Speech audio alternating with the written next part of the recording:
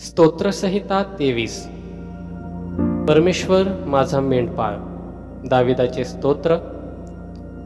परमेश्वर माझा मेंढपाळ आहे, मला कशाचीही उणीव भासणार नाही. तो मला हिरव्या कुरणात बसवतो, तो मला संथ पाण्याजवळ नेतो. तो माझा जीव ताजा तवाना करतो, तो आपल्या नावाकरिता मला योग्य मार्गात चालवतो.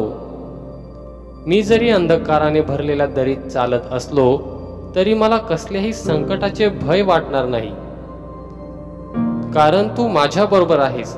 तुझी आकडी आणि काठी माझे सांत्वन करतात. तू माझ्या शत्रूंच्या समक्षतेत मजपुढे मेज तयार करतोस.